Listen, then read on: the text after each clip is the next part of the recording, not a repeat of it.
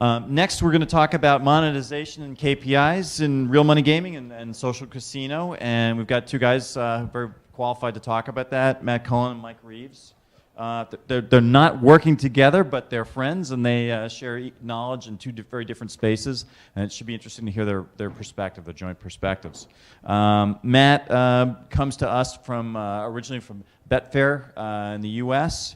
And currently is the president of Rocket Play. You may know their game Lucky Play Casino and Sportsbook, and Paradise Slots 777 on Facebook, doing very well.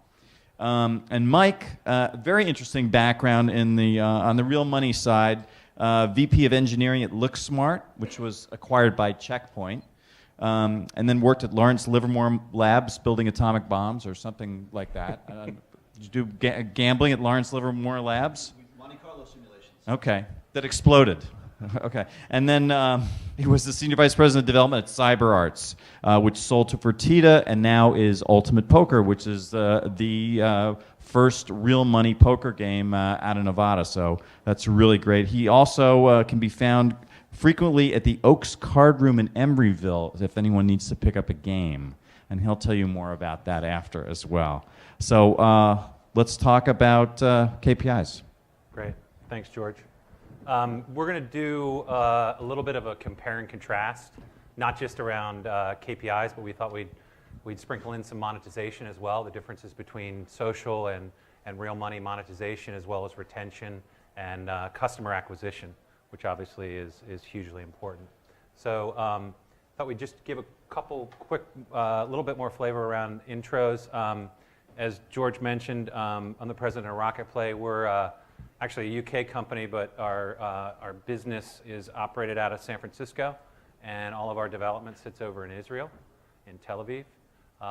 We have 3 games, 1 on Facebook, 2 on mobile platforms, and we're very focused on being and are a social casino and sportsbook operator on those platforms.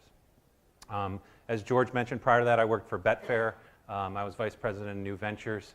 I was looking at everything in the U.S. market that Betfair, as the world's largest betting exchange out of the UK, could legally do in the U.S., which included horse racing, fantasy sports, online poker, if and when that ever went, both federally and state by state, as well as online casino games and sports betting.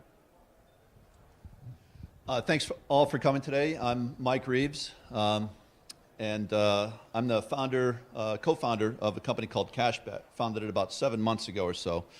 We are a platform, an SDK provider, and a turnkey operator for real money gaming solutions for social and mobile game developers. My background, about for the last 5 years or so, has been in real money gaming, both with CyberArts, where I led product development and engineering, and with a company called US Digital Gaming for about the last year and a half or so. Left them late last year. I probably met Matt. We pitched, I know Betfair, we pitched poker to them as CyberArts a few years ago. And as George mentioned, CyberArts was sold to Fertitta Interactive and now powers Ultimate Poker, which is the first real money online legal poker in the U.S. since the UIGEA. I spent several years along with the colleagues at CashBet that have come with me from that company. I spent several years working on that platform. I've got about 20 years experience in IT. As George mentioned, I've got a PhD in physics. And I've rolled out real money gaming solutions throughout Europe, including in Italy, in France, and throughout Eastern Europe. Done some work for several U.S. lotteries as well. How many people are familiar with the state of real money gambling in the U.S.? So a fair bit, okay. For those that aren't, online gambling, whether it be casino or poker games, is legal right now in 3 states. Only 1 is in operation today. That's Nevada for poker, as Mike mentioned. The next one's coming online are New Jersey around Thanksgiving, and the state of Delaware probably in the end of September timeframe. So we thought we'd start by taking a look at the differences between social players and real money gaming players, and the number of players that exist on a monthly basis throughout the world, and the differences are pretty staggering, as one might imagine. The social casino audience on a monthly basis is roughly around 800 to a billion players a month. Not specifically social casino, but social games across social platforms and mobile devices. And then the online gambling worldwide player market on a monthly basis is anywhere from 40 to 60 million players, so a huge disparity there.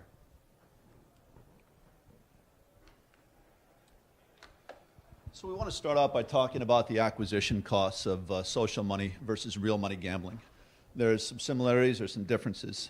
Social gaming, on average, you're seeing about a $1 to $7 acquisition cost. It's rising. The mobile market in particular is inefficient. It's immature, and so these costs are going to be, I think, quite variable. For real money gambling, we've got about a $250 to $400 acquisition cost, and that's for a depositing player. That's what we pay for in real money gambling. That market is fairly mature. It's dominated by a couple of large affiliate networks. Net Refer and Income Access are the biggest ones out there. Contrast that with I don't think any big, large, mature mobile affiliate networks exist right now on the social side. SEM, where it's a channel for social, is only a channel for real money gambling in markets where it's regulated. Google doesn't allow any advertising of real money gambling outside of regulated markets such as the UK. And at CashBet, we feel like there's an opportunity here for some disruption to the traditional online real money gambling acquisition methodologies. There are companies like Leo Vegas who've been around for a year or so and are currently raking in about €1 million a week in player deposits. And so we feel this is an area of growth and opportunity. Lifetime value is obviously important, whether it's real money gaming or social casino gaming. You can see, based on some of the numbers that we pulled, that there's a massive difference in the amount of what a player would be worth for a social casino game or a social game, anywhere from $2 to $5, whereas that number for a gambling player, someone that deposits and plays, is roughly probably more in the $900 to $1,000 range. So again, a very, very big difference in the two players. So revenue-wise, in 2012, the entire worldwide online gambling market was about a $36 billion market. And we want to contrast that with the overall social mobile game market, which was about $6 billion last year. So you've got a 6x difference in market size for what is it, a 20 times fewer players. And the real reason here is because there's no freemium model, there's no free to play in real money gambling. If you want to play, you've got to pay.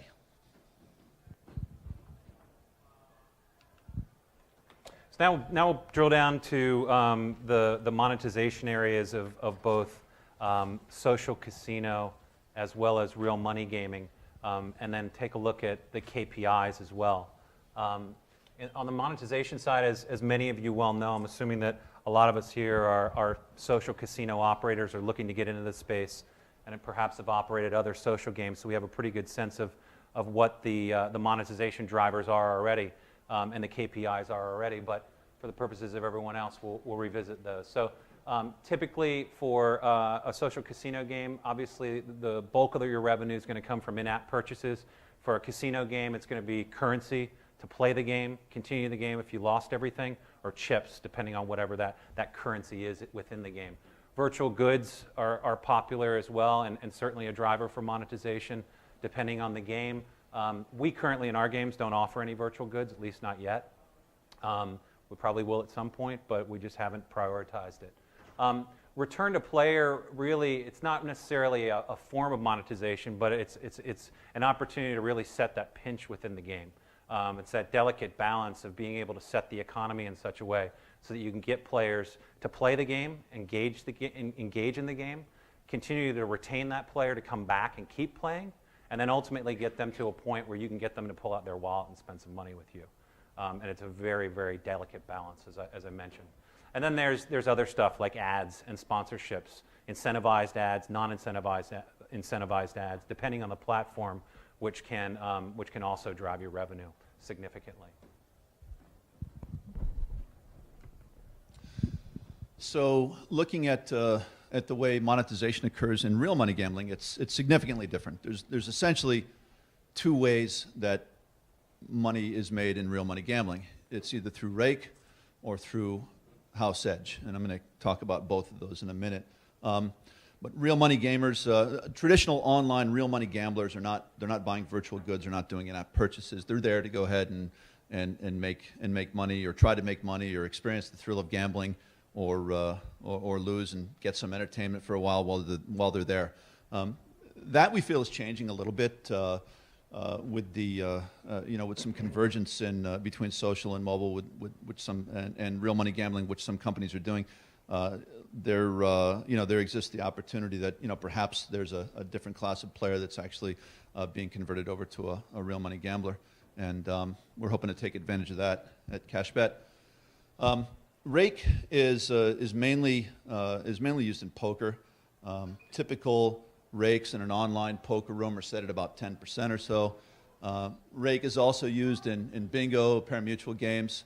To some extent, it's maybe used in other games like sports betting, and that's where the house takes a fixed amount out of each pot, and that's how they make their money. The other way that money's made is through the math model. And for those of you who are experienced in building casino games or slot games, you know that there's a math model that drives these games, and in a lot of cases that really drives the player interest in the game. It's not just the graphics and the other components of the game, but how that math is, whether it's volatile or not, and whether there are large payouts or a bunch of small payouts or things like that, really drives the playability of the game. All of those math models contain a house edge. So we talk about return to player in the online gaming world as typically, it's different than in the social space. It's typically something that's regulated either jurisdictionally or through companies that deal in responsible gambling, like eCogra, organizations like GamCare, that set an RTP value that you typically need to adhere to, or maybe set jurisdictionally. And those might be 85, 90%, something like that. It depends on the jurisdiction. It depends on where you are. The house edge is 1 minus that. So if you've got an 85% return to player, your house edge is 15%. And from that, you can calculate things like, what's our theoretical win going to be? That's depending upon how many chips are purchased and what the house edge is. We can determine that. We can determine the actual win. There's a number of other terms that are associated here in real money gaming. But I think for the most part, in the single player, what we call fixed odds games that probably many of you in this room are dealing with, the RTP or house edge is the driver of monetization. As it relates to the KPIs in social casino and social gaming, I'm preaching to the choir, I would imagine, given that most of you are here for a reason, because you're probably operating a business in this space already. These are some of the typical KPIs that I'm sure a lot of you are very familiar with. I basically took what we look at every day on our dashboard at Rocket Play across all of our games. And these are all the data points from our games that we follow on a daily basis, also on a weekly basis, and on a monthly basis. One of the biggest drivers for the business, obviously, is going to be how much you have to pay out of pocket to acquire those customers, and then ultimately how soon can you make that money back as time goes on and those players come back to the game and deposit and continue to play. So CPI is a very important KPI that we follow. DAU and MAU is something that's thrown around very loosely every day in terms of how big your audience is on a daily or a monthly basis. Another key driver that most everyone follows is retention. How well does your game retain players? How often do they come back? Are they coming back every day? Can you get them to come back every day or every week? And then the revenue, and then engagement. Are you keeping those players in your game for an extended period of time? Are they engaged by the content that you're offering them, or are they not? Average ARPDAU is another one in terms of the amount of revenue that you're making based on the daily active players that you have, either on a daily basis. You can look at that also on a monthly basis. And then RTP is also something that we follow very closely, looking at the volatility of our games, particularly in our slots games, and adjusting that volatility really based on the player and the machine that we're offering the different players that come to our game. And then lifetime value. Ultimately, the players that we get in our game, what are they going to ultimately be worth? How quickly can we make back that money, and hopefully something on top of that for what we spent to acquire that player.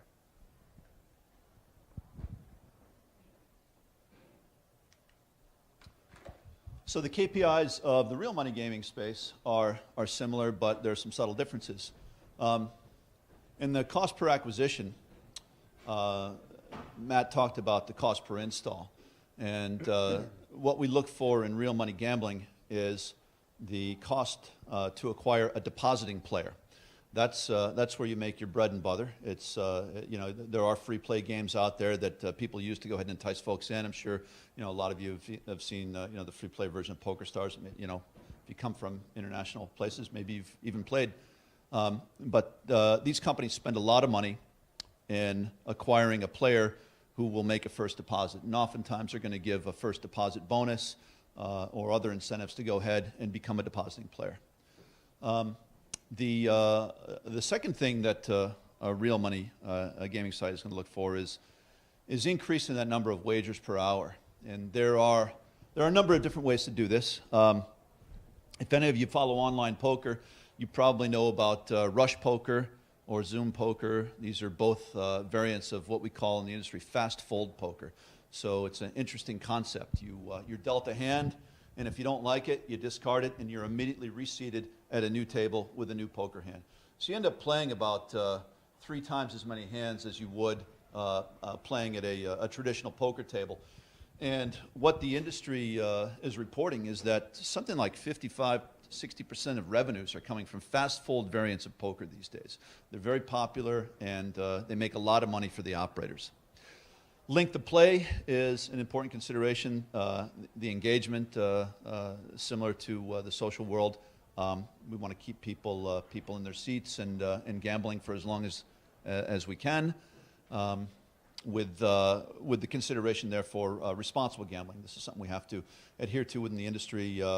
If people have been at a gambling site for a particular amount of time, there are responsible gaming rules that we have to adhere to. We have to show a clock on the game table, and we have to remind people after they've been there for so long that, hey, you've been gambling for an hour. Why don't you take a break for a while? We also have methods within the system. For example, in the CashBet system, we have a method to allow players to opt out for a certain amount of time, be it a day or a week or a month, or to opt out entirely. The average bet size is something that we keep an eye on. So obviously you want your premium players to be well taken care of, and you want to do what you can to go ahead and increase that. And then, overall you're looking at LTV, just as you are in the social world, lifetime value of the player. Typically this is going to be measured over a period of 18 months or so. Although in some online gambling operations, there's not a lot of loyalty. I think poker is one that's been very commoditized over the last few years with rake-back bonuses and things like that. A lot of players will typically chase these bonuses around, and there's not a lot of brand loyalty. So that's it. That's all we've got. Any questions from the audience?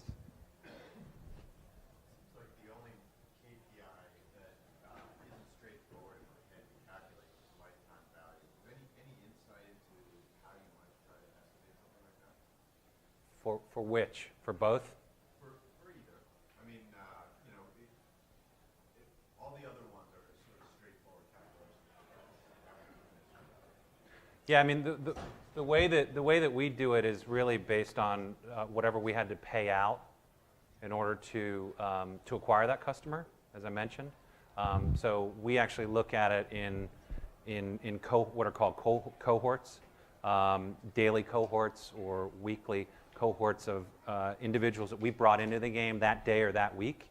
And then we look at that extended period of time, 30, 60, 90 days out, and how soon we can make back the investment that we made, and ultimately what are those players worth to us. And hopefully there's a premium on whatever that investment was. I don't know if you... No, not really. I think it's something that you, it's an indicator of performance. It's not necessarily a tuning parameter. In other words, there are a lot of industry measurements out there. JP Morgan put some numbers out a couple weeks ago that said the average lifetime value for an online gambler was like $780, but I've heard, $1,600, $1,800 thrown around. And what you really need to do is understand what your monthly average revenue is per user and try to extrapolate over how long a lifetime that user may have. And as I said, the industry average, you use about 18 months or so is how I model out the length of lifespan of a customer. But it can vary. I think on poker sites it varies dramatically. And as I said, I don't think there's a lot of brand loyalty. So it's more an indicator of performance that you need to take that you need to keep an eye on rather than something that you can necessarily tune because it's lagging so far. I mean, you really have to look at it over a long period of time. It's also hugely dependent on the channels that you're using to acquire the customers. Some are great and some are awful. Mr. Volk? Yeah, what do you think in a casino game like a slots game or video poker? What are, on real money games? What do the players actually care about? What is making their decision to play game A versus plan B? What's driving this? Want me to try this one? For real money? Yeah, real money. So my opinion is it's two things. It's the graphics and it's the math model.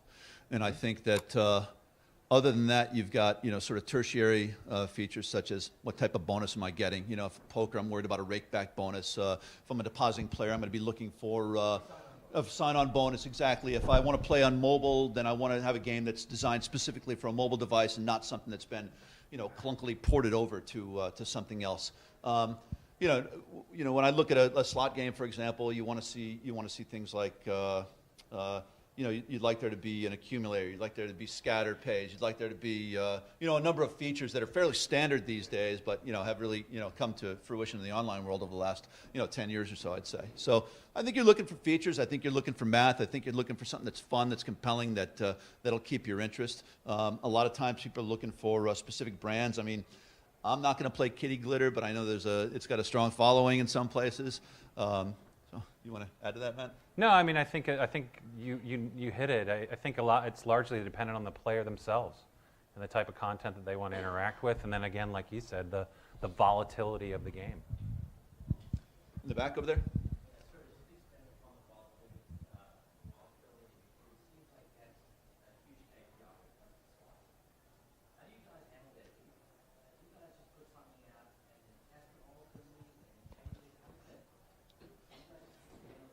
For social or real money?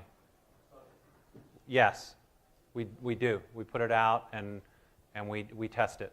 We put it out based on the art, the content around the game, certain positions within the larger game that we have. We reorder things, and then we do tweak the math model. In the real money side, it's maybe a little bit different. I don't know. There are we have mathematicians, gaming mathematicians that specifically work in this industry to go ahead and provide math models which are volatile or non-volatile. We come up with a par sheet which stands for payouts and reels. We go through a fairly extended analysis which has to be submitted to the jurisdiction. Some math models are successful, some aren't. And as to why they are, I think you really have to get them out there and test them. I think that's all the time we have. They're telling us that we have to go. Matt and I will be probably the back of the room or right outside in case anybody wants to talk to us afterwards. Thanks a lot, everybody. Thanks.